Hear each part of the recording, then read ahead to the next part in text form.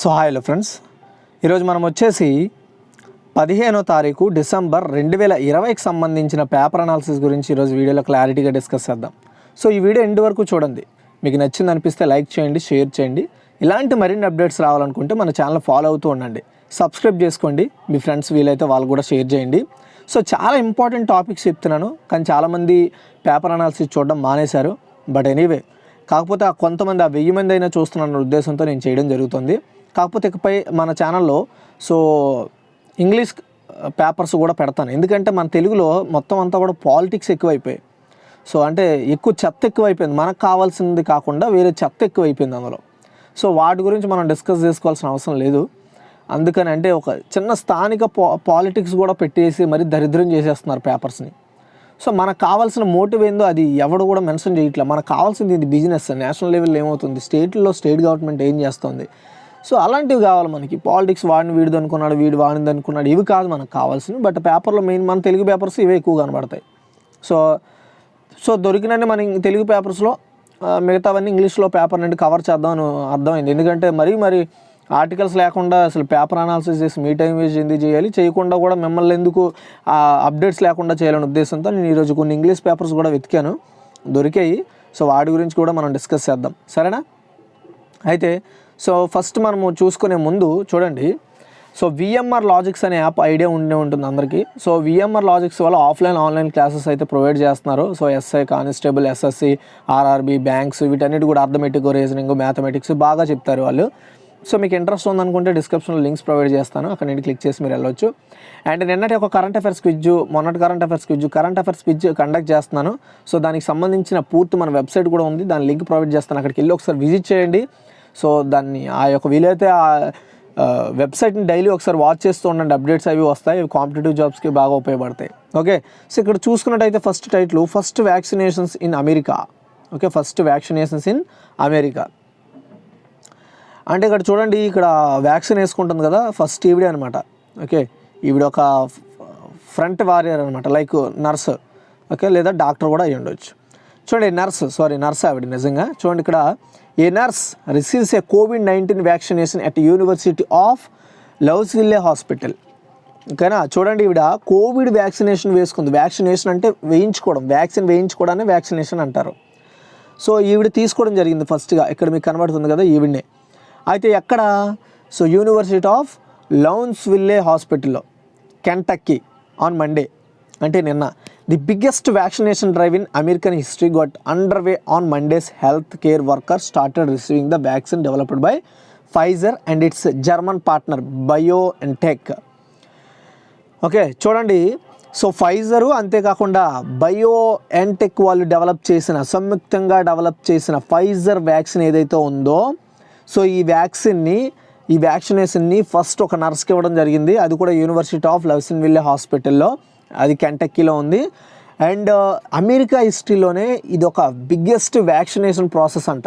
Okay, and దేనిది, ఈ ఫైజర్ది and German partner అయిన BioNTech వాళ్ళది కలిపి. అయితే nurse in New York city was among the first people to receive the early dose the vaccine. అదనమాట okay, first న్యూయార్క్లో వీళ్ళు ఈ నర్సు న్యూయార్క్లో ఉంటుందంట, అక్కడ స్టార్ట్ చేయడం జరిగింది ఇది ఇవ్వడం అనేది. సో ఫైనల్లీ అయితే అమెరికాలో బిగ్గెస్ట్ వ్యాక్సినేషన్ ప్రాసెస్ ఏదైనా ఉందంటే ఇదేనంట. అండ్ ఫస్ట్ వ్యాక్సిన్ వచ్చేసి ఒక నర్స్ తీసుకుంది, గుర్తుపెట్టుకోండి. తర్వాత వచ్చేసి Modi Hasina to hold a virtual summit December 17. Okay, hold అంటే అటెండ్ కావడం, మోదీ హసీనా టు హోల్డ్ అంటే అటెండ్ అవ్వడం అనమాట. ఓకే, హోల్డ్ అంటే పట్టుకోవడం వస్తుంది, ఇలా చాలా అర్థాలు ఉంటాయి, నానార్థాలు అందులో కలిసి. సో విర్చువల్ సమ్మిట్ December 17 అంటే ఎల్లుండు ఒక సమ్మిట్ జరగబోతుంది అనమాట, విర్చువల్గా. ఈ సమ్మిట్లో మన ఇండియా తరపున మోదీ, బంగ్లాదేశ్ తరపున హసీనా గారు పార్టిసిపేట్ చేయబోతున్నారు అందులో, అది కూడా విర్చువల్లీ అంటే ఆన్లైన్లో. అయితే చూడండి, India and Bangladesh will hold a crucial virtual summit on Thursday that will be co-chaired by Prime Minister Narendra Modi and Bangladesh Prime Minister Sheikh Hasina, during which the two leaders will hold comprehensive discussion on the entire spectrum of the bilateral relationship. So రెండు దేశాల మధ్య సంబంధాలను పెంపొందించుకోవడం కోసం, సంబంధాల గురించి మాట్లాడుకోవడం కోసం ఇటువైపు చూసుకుంటే ఇండియా, సో ఇటువైపు చూసుకుంటే బంగ్లాదేశ్, వీళ్ళిద్దరూ కూడా December 17న విర్చువల్ సమ్మిట్లో మీట్ కానున్నారు. అయితే ఈ మీట్లో వీళ్ళు ఏం డిస్కస్ చేసుకోబోతున్నారు అంటే, సింపుల్గా చెప్పాలంటే కోవిడ్ వ్యాక్సినేషన్ ప్రాసెస్ అనేది జరగబోతుంది. నెక్స్ట్ మంత్లో మన ఇండియాలో స్టార్ట్ అవుద్ది కదా. సో ఆ కోవిడ్ ఏదైతే ఉందో ఆ కోవిడ్ వ్యాక్సిన్లో కావచ్చు, అంతేకాకుండా వాటర్కి సంబంధించిన ఇష్యూస్లో కావచ్చు, అండ్ రోహింగ్యా మైగ్రెంట్స్ ఇష్యూ మీ అందరికి ఐడియా ఉంటుంది కదా. సో ఇది ఇప్పుడు చాలామంది బంగ్లాదేశ్ నుండి రోహింగ్యాస్ని అటువైపు బంగ్లాదేశు, ఇలా బే ఆఫ్ బెంగాల్ కావచ్చు, అటువైపు అరేబియా మహాసముద్రం కావచ్చు, ఇలా తరలిచ్చేస్తున్నారు చాలా సీక్రెట్గా. ఈ ఇష్యూ అనేది నడుస్తుంది. ఈ విషయాల మీద మాట్లాడుకోవడం, కోవిడ్ గురించి మాట్లాడుకోవడం కోసం and golden Jubilee celebrations of 1971. ఓకేనా. సో 1971లో పాకిస్తాన్కి అండ్ బంగ్లాదేశ్కి జరుగుతున్న యుద్ధంలో బంగ్లాదేశ్ని కాపాడిందనమాట మన ఇండియా. ఆ టైంలో జరిగిన విషయాల గురించి ఈ మీటింగ్లో చర్చించుకోబోతున్నారు. ఇదే మెయిన్ మోటివ్. ఓకే. సో అయితే ఇందులో మెయిన్గా చర్చనీయాంశంకి వచ్చే మ్యాటర్ ఏదైనా ఉందంటే అది కోవిడ్ వ్యాక్సినే. సో ఎందుకు కోవిడ్ వ్యాక్సిన్ అంటే, సో కోవిడ్ వ్యాక్సిన్కి బంగ్లాదేశ్ పెద్దగా ముందుకు రాలేకపోయింది. ఎందుకంటే అంత పెద్ద ఆర్థికంగా ముందున్న దేశం ఏం కాదు కదా. సో అలా అవ్వాలంటే ఖచ్చితంగా మంచి ఆర్థిక అభివృద్ధి చెందుతున్న దేశాలతో చేరాలి.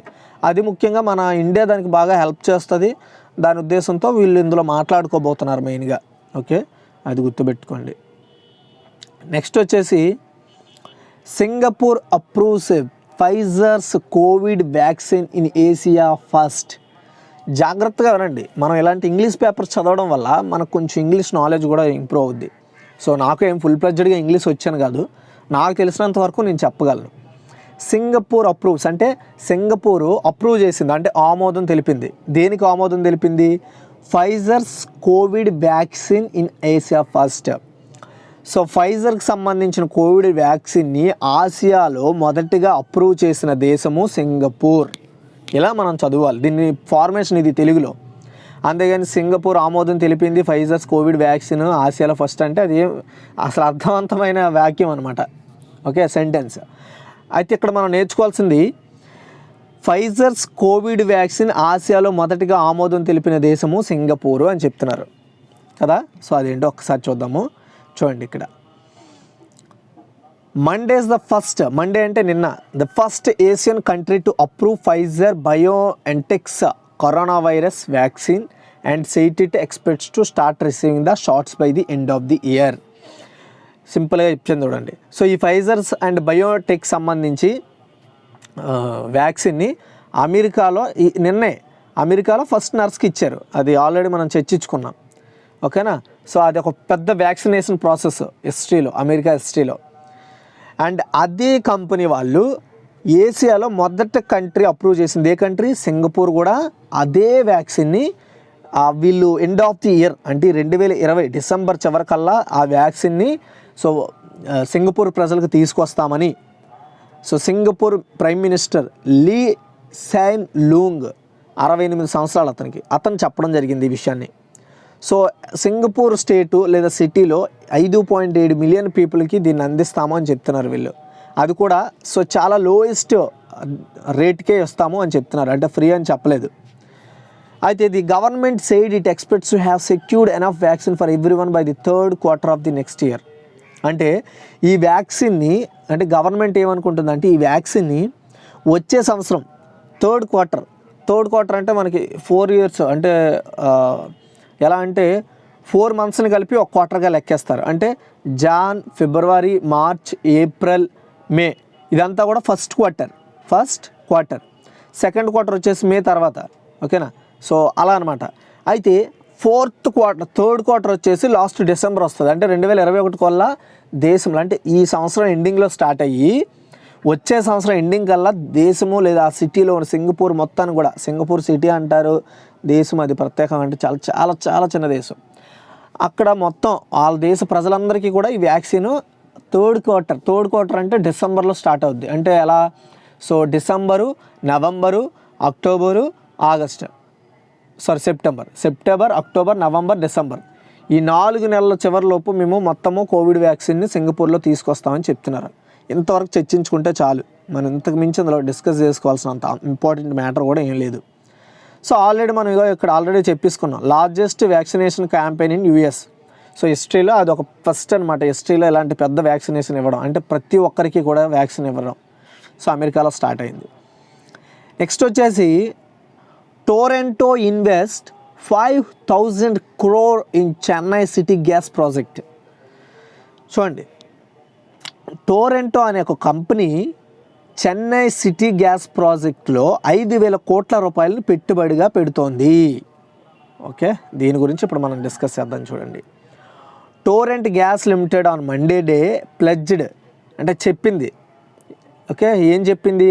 5,000 కోట్ల రూపాయలు మేము development infrastructure to retail CNG to automobiles and piped gas house holds and industries in Chennai. అంటే వాళ్ళకి, ఓకే, లేదా వాళ్ళల్లో. సో ఇక్కడ చూడండి, Toronto gas part of the pharma to energy Toronto group అనమాట. ఇది ఒక company, pharma type company, energy company. Signed a memorandum of understanding in, దీన్ని షార్ట్కట్లో ఎంఓయూ అంటారు. ఎంఓయూని వివరించండి అనగానే మీరు సింపుల్గా మెమోరాండమ్ ఆఫ్ అండర్స్టాండింగ్ అని చెప్పండి, అంతే. అయితే ఏదైతే ఈ టొరంటో గ్యాస్ కంపెనీ ఉందో, ఈ కంపెనీ తమిళనాడు గవర్నమెంట్ ఆఫ్ తమిళనాడుతో ఒప్పందం చేసుకోవడం జరిగింది. దేనికి ఒప్పందం చేసుకుంది? Development of city gas infrastructure at in event in చెన్నైలో ఇన్ఫ్రాస్ట్రక్చర్ సిటీ గ్యాస్ని డెవలప్ చేయడానికి ఒప్పందం చేసుకుంది వాళ్ళతో. అది the firm will lay pipelines and other infrastructures in Chennai and Tiruvallur districts. అయితే మొత్తం వీళ్ళు ఈ గ్యాస్ పైప్ లైన్స్ కానీ ఈ గ్యాస్ కన్స్ట్రక్షన్ మొత్తము ఇన్ఫ్రాస్ట్రక్చర్ అంతా కూడా మొత్తము 3,569 స్క్వేర్ కేఎంలో ప్రొవైడ్ చేయబోతున్నారు. అది కూడా పైప్డ్ న్యాచురల్ గ్యాస్ ద్వారా, అంటే పిఎన్జి కనెక్షన్స్ అయితే ఇస్తారనమాట. టు హోమ్స్ కావచ్చు, ఇండస్ట్రీస్ కావచ్చు, కమర్షియల్ ఎస్టాబ్లిష్మెంట్స్ కావచ్చు, వీళ్ళందరికీ ఇస్తారు. ఓకే, సో అయితే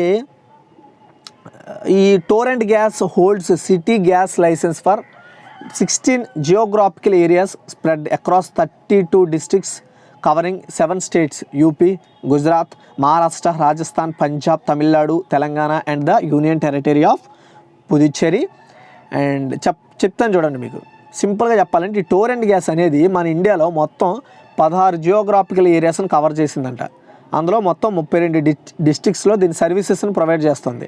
ఆ డిస్ట్రిక్ట్స్ ఎక్కడ ఉన్నాయంటే UP, Gujarat, Maharashtra, Rajasthan, Punjab, Tamil Nadu, Telangana and union territory అయిన పుదుచ్చేరిలో వీళ్ళ యొక్క సర్వీసెస్ని ప్రొవైడ్ చేస్తున్నారు. మొత్తం అందులో 32 జిల్లాల్లో మాత్రమే, ఈ మొత్తం చెప్పిన స్టేట్స్లో యూనియన్ టెరిటరీలో 32 జిల్లాల్లో మాత్రమే వాళ్ళ సర్వీసెస్ని ప్రొవైడ్ చేస్తున్నారు.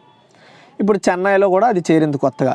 అయితే దీన్ని ఏర్పాటు చేయడం కోసం, చెన్నైలో డెవలప్మెంట్ చేయడం కోసము స్వయంగా టొరంటో వాళ్ళే 5,000 కోట్ల రూపాయలని చెన్నై సిటీ గ్యాస్ ప్రాజెక్టులో ఏర్పాటు చేయబోతున్నారు, గుర్తుపెట్టుకోండి. నెక్స్ట్ ఇప్పుడు మనం తెలుగు ఆర్టికల్స్లో వచ్చేద్దాం ఇంకా, ఓకేనా. సో నాకు ఇంగ్లీష్ ఆర్టికల్స్ అంటే చదవడం కొంచెం కష్టమే, కాకపోతే కొంచెం ఒక్కొక్కసారి నేను చెప్పలేనేమో అనే ఆలోచనతో ఆగిపోతాను. బట్ ట్రై చేయాలి, నేర్చుకోగలిగితే బాగుంటుంది. ఎందుకంటే మనకు ఎందుకు భయం అంటే కొన్ని కొత్త పదాలు యాడ్ చేస్తారు వాళ్ళు, చాలా చాలా కొత్త ఇంగ్లీష్ పదాలు ఏర్పాటు చేస్తారు, చాలా బాగుంటాయి నేర్చుకోవడానికి. కానీ నేను తెలుగు కూడా మీకు చెప్తే ఈడేంటి సోడా బుడ్డిగాడిలా ఉన్నాడని మీరు తిట్టుకుంటారు. నా ఉద్దేశంతో నేను ఆగిపోతాను. బట్ నా ట్రై నేను చేస్తాను, ఎందుకంటే నేనేం పెద్ద ఇంగ్లీష్లో ప్రొఫెసర్ని కాదు కాబట్టి. సో నాకు తెలుగు బాగొచ్చు, తెలుగులో ఏ సబ్జెక్ట్ అయినా ఎక్స్ప్లెయిన్ చేయగలను, అది నాకున్న ఇది. ఇంగ్లీష్ అంటే కొంచెం ఆలోచించాల్సిన విషయం కాబట్టి నేను ఆలోచిస్తాను. అండ్ టు బి ఫ్రాంక్, మీ దగ్గర నేను దాచుకోవాల్సిన విషయాలు ఏమి ఉండక్కర్కూడదు, ఎందుకంటే నేను మీకు లెర్న్ చేస్తున్నాను. నా గురించి మీకు ఫుల్గా తెలిస్తే మీకు హ్యాపీగా వినాలనిపిస్తుంది. సరే, అది పక్కన పెడదాం. స్పైస్ మనీ బ్రాండ్ అంబాసిడర్గా Sonu Sood. Spice Money, so చూడండి, డిజి స్పైస్ టెక్నాలజీ అనుబంధ సంస్థ అయిన స్పైస్ మనీకి బ్రాండ్ అంబాసిడర్గా సోనూ సూద్ గారు వ్యవహరించున్నారు. ఈ డీల్లో భాగంగా సోనూ సూద్ గారికి చెందిన సోదు ఇన్ఫోమేటిక్స్ సంస్థకు స్పైస్ మనీలో 5% వాటా అయితే ఇస్తారు. సోనూ సూద్ను నాన్ ఎగ్జిక్యూటివ్ అడ్వైజరీ బోర్డు మెంబర్గా కూడా నియమిస్తారు. కరోనా టైంలో చెలరేగినప్పుడు లాక్డౌన్ కాలంలో అపన్నులకు అండగా నిలిచిన సోనూ సూద్ కార్యక్రమంలో కొన్నింటిని కొనసాగిస్తామని కూడా స్పైస్ మనీ వాళ్ళు చెప్పడం జరిగింది. సో చాలా మంచి విషయం అండి. స్పైస్ మనీ అంబాసిడర్గా సోనూ సూద్ గారిని నియమించుకుంది. సో సోను సూద్ గారికి డబ్బులు ఎలా వస్తాయనేది సెకండరీ విషయం. ప్రైమరీ మాత్రం అతను హెల్ప్ చేయాలని అనుకుంటున్నాడు డైరెక్ట్గా, ఎలాంటి గవర్నమెంట్కి డబ్బులు ఇచ్చి ఇవి కాకుండా డైరెక్ట్గా అతను చేయాలనుకుంటున్నాడు. అది చాలా మంచి విషయం. నెక్స్ట్ వచ్చేసి ఇక్కడ మనకు ఒక పెద్ద షిప్ కనబడుతుంది కదా, సో చాలా పెద్ద షిప్ అండి ఇది. సో దీని గురించి ఇప్పుడు మనం చూద్దాం. నేవీలో మరి వార్షిప్ చేరిందండి. వార్షిప్ అంటే యుద్ధాలకు వాడే షిప్, ప్రాజెక్ట్ 17. సో ఈ ప్రాజెక్ట్ 17 గురించి మనం చాలాసార్లు డిస్కస్ చేసుకున్నాం. సో ఈ ప్రాజెక్ట్ 17లో భాగంగా తయారు చేస్తున్న 7 యుద్ధ నౌకల్లో ఒకటైన హిమగిరి, గుర్తుపెట్టుకోండి, Himagiri chief of defence staff CDS Bipin Rawat సోమవారం దీన్ని లాంచ్ చేశారు. ఎక్కడ లాంచ్ చేశారు? కోల్కతాలోని Garden Reach Shipbuilders and Engineers Limited వాళ్ళు తయారు చేసిన ఈ నౌకను హుగ్లీ రివర్ వద్ద జలాల్లోకి తీసుకొచ్చారు. హుగ్లీ రివర్ గుర్తుపెట్టుకోండి. ప్రాజెక్ట్ 17లో తయారైన హిమగిరి అనే షిప్ని ఎక్కడ స్టార్ట్ చేశారండి? హుగ్లీ అనే రివర్లో. దీన్ని ఎవరు తయారు చేశారు? Chief of defence staff CDS, chief of defence staff Bipin Rawat గారు కోల్కతాలోని Garden Reach Shipbuilders and Engineers Limited వాళ్ళు తయారు చేసిన దాన్ని తీసుకురావడం జరిగింది, రిలీజ్ చేశారు నిన్న. శత్రు దేశాల రాడర్ సిగ్నల్స్ దొరకకుండా దాడి చేయగల టెక్నాలజీని దీనికి ఉంది. అంటే ఇప్పుడు చూడండి, సముద్రాల్లో రాడర్ టెక్నాలజీ ఉంటుంది. అంటే మీరు చాలా సినిమాల్లో చూసే ఉంటారు, అలా చైన్ మోడలింగ్ నుండి సర్కిల్స్ ఉండి, సో ఏది ఎక్కడెక్కడ ఉందో మనకి వాళ్ళు ఇండికేషన్స్ చూపిస్తూ ఉంటుంది. దీన్నే ర్యాడర్ అంటారు. అయితే ఈ ర్యాడర్లో ఇది కనబడదంట.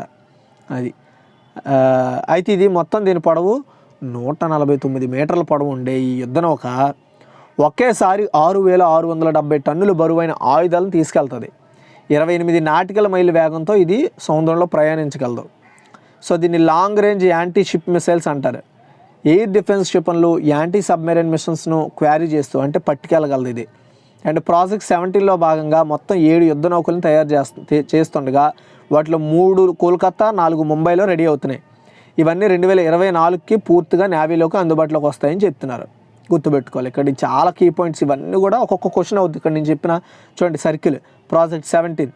సో నెక్స్ట్ వచ్చేసి హిమగిరి, నెక్స్ట్ వచ్చేసి chief of defence staff garden Reach Shipbuilders and engineerings limited, తర్వాత వచ్చేసి హుగ్లీ రివర్, నెక్స్ట్ వచ్చేసి చూడండి 149 మీటర్స్ అండ్ 6,679 టన్స్ అండ్ 28 నాటికల్స్.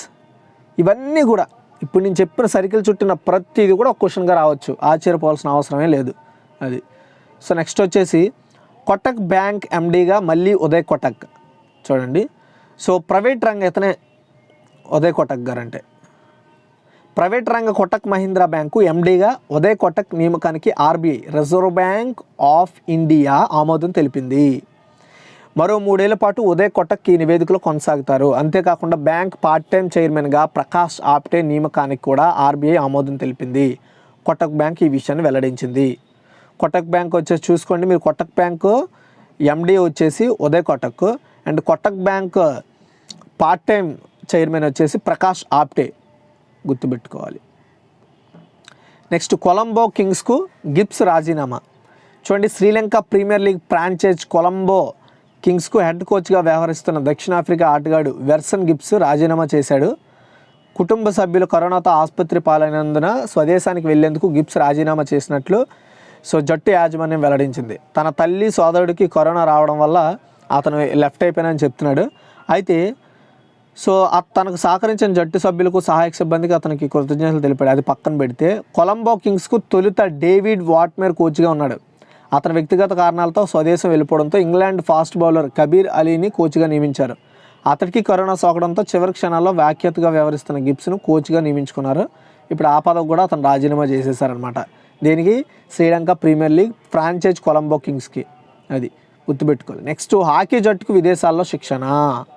చూడండి, టీమ్ మేనేజ్మెంట్ సిఫార్సు మేరకు మన ఇండియా హాకీ పురుషులు కావచ్చు, మహిళల జట్లు ఏవైతే ఉంటాయో వాళ్ళకి విదేశాల్లో శిక్షణ శిబిరాలు నిర్వహించేందుకు ఆక్యా India sports authority of India దరఖాస్తు చేసుకుంది.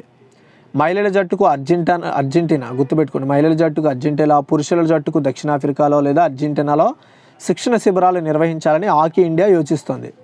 భారత హాకీ జట్లు చివరిసారిగా ఈ ఏడాది ఫిబ్రవరి టోర్నీలో పాల్గొన్నాయి. పురుషుల జట్టు ప్రో లీగ్లో, మహిళల జట్టు న్యూజిలాండ్ పర్యటనలో పాల్గొన్నాయి. ఈ తరువాత కోవిడ్-19 కారణంగా క్వారంటైన్కి పరిమితులయ్యాయి.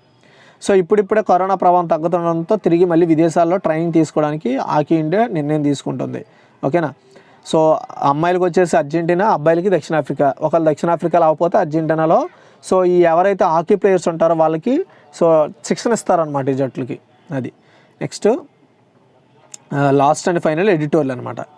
సో పార్లమెంట్ మేడకు వారసత్వ ముద్ర.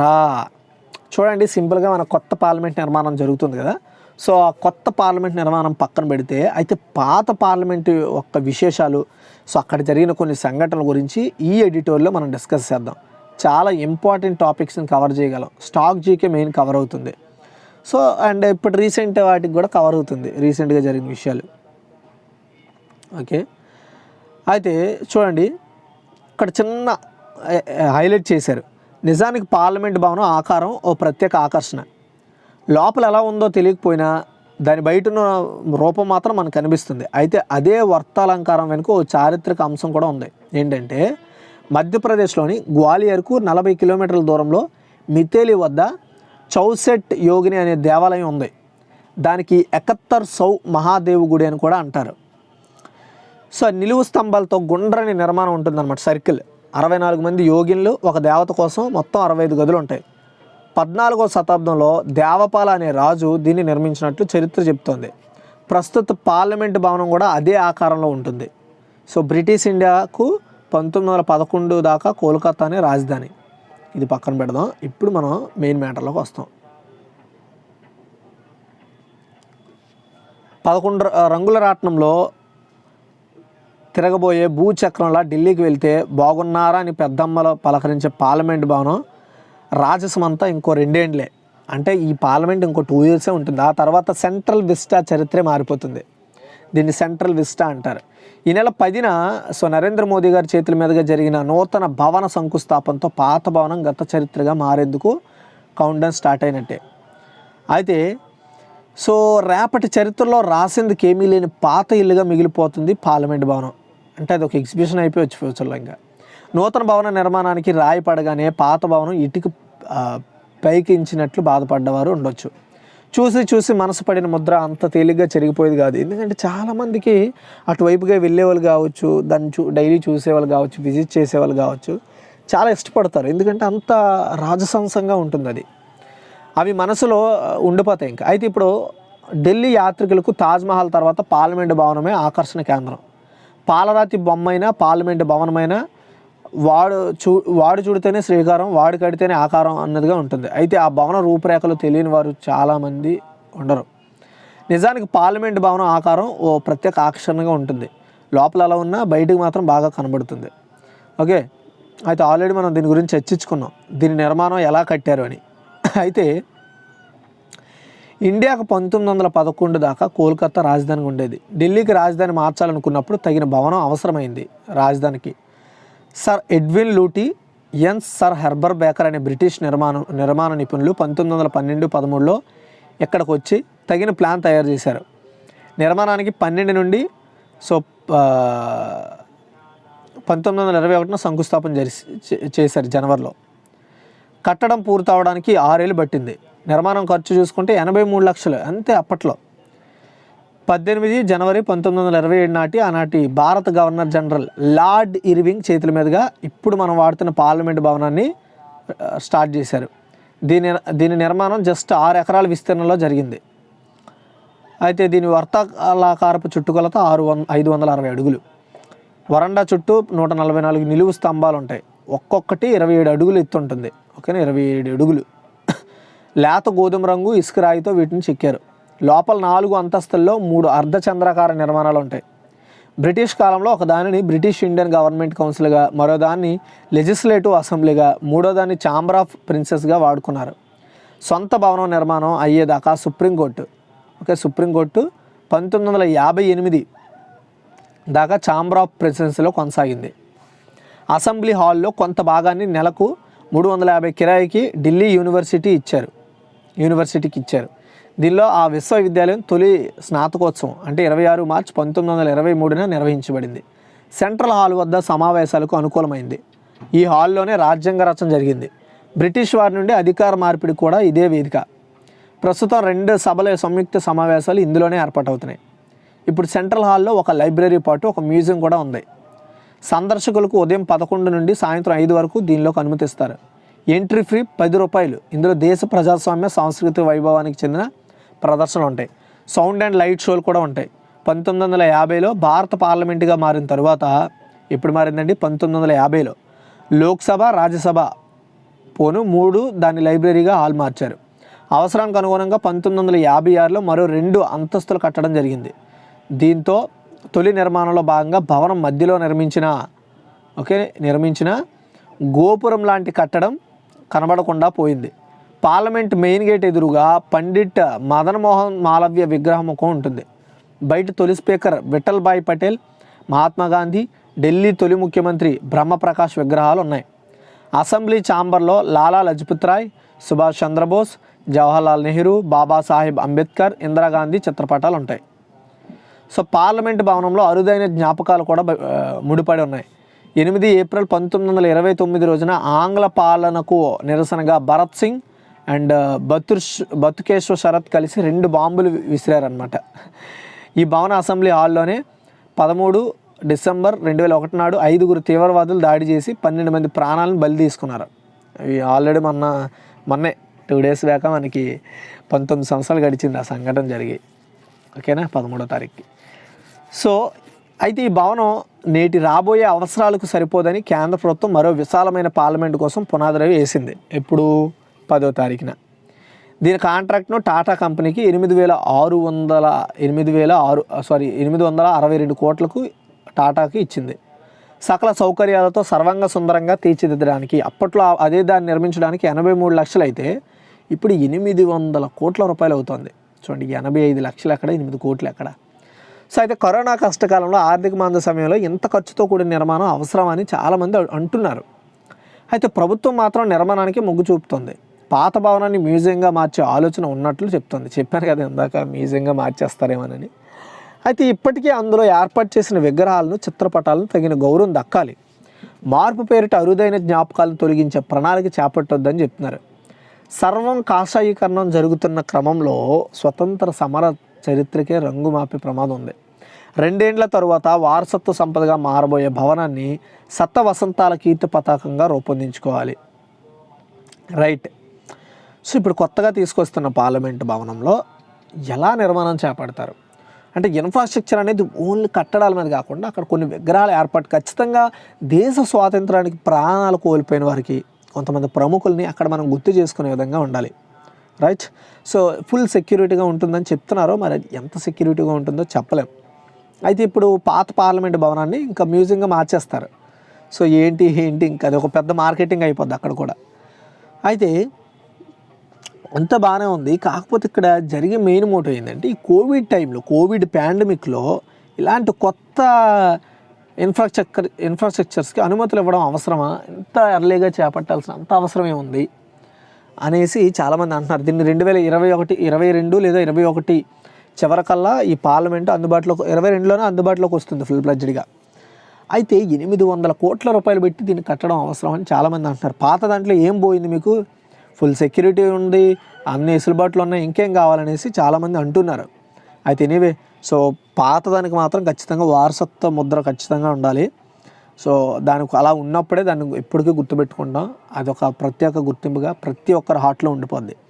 ఎందుకు హార్ట్లో ఉండిపోద్ది అంటున్నానంటే, ఒక్కసారి వీలైన ఎప్పుడైనా అయితే సో ఢిల్లీ పార్లమెంట్ ఒకసారి విజిట్ చేయండి. ఢిల్లీకి వెళ్ళి మన పార్లమెంట్ని ఒక్కసారి జస్ట్ విజిట్ చేయండి విజిటర్గా. చూస్తే అరే బాబు ఇంత అందంగా ఎలా కట్టారా బాబు అనిపిస్తుంది మనకి. అది నేను చెప్పబోయేది. అంటే అంతా తిప్పినంత వరకు మాత్రం తిప్పుతారు. సో మీరు చూసినంత వరకు మాత్రం సాటిస్ఫై అవుతారని నా ఉద్దేశం. అంటే నేనేం వెళ్ళి చూడలేదు, బట్ అలాంటివి కొన్ని నేను బయట చూశాను. అంటే ఇదే అలా ఉంటే మరి అది అలా ఉంటుందనే ఉద్దేశంతో చెప్తున్నాను. బెస్ట్ ఎగ్జాంపుల్ కొన్ని వీడియోస్ కూడా చూశాను, చాలా బాగుంటుంది. మన పార్లమెంట్, ప్రెసిడెంట్ పార్లమెంట్. సో దీన్ని కూల్ చేస్తున్నారు. ఇది మ్యాటర్. అయితే సో ఎలా కట్టారు, దాని కథ ఏందో మొత్తం మీకు ఇక్కడ ఎక్స్ప్లెయిన్ చేశాను, గుర్తుపెట్టుకోండి. సో మీకు ఈ వీడియో నచ్చితే లైక్ చేయండి, షేర్ చేయండి. ఇలాంటి మరిన్ని అప్డేట్స్ రావాలంటే మన ఛానల్ సబ్స్క్రైబ్ చేసుకొని ఫాలో అవుతుండండి. సో ఇకపై నేను వీలైతే ఇంకా ఎక్కువ ఇంగ్లీష్ పేపర్స్నే ప్రిఫర్ చేస్తాను. నాకు చాలా నచ్చింది, నేను చదువుతూ ఫుల్గా నేర్చుకోగలుగుతాను, మీకు కూడా నేర్పిస్తానని నా ఉద్దేశం. మీకు ఈ వీడియో నచ్చితే లైక్ చేయండి, షేర్ చేయండి. మరిన్ని అప్డేట్స్ కోసం ఫాలో అవుతుండండి. Thanks for watching guys.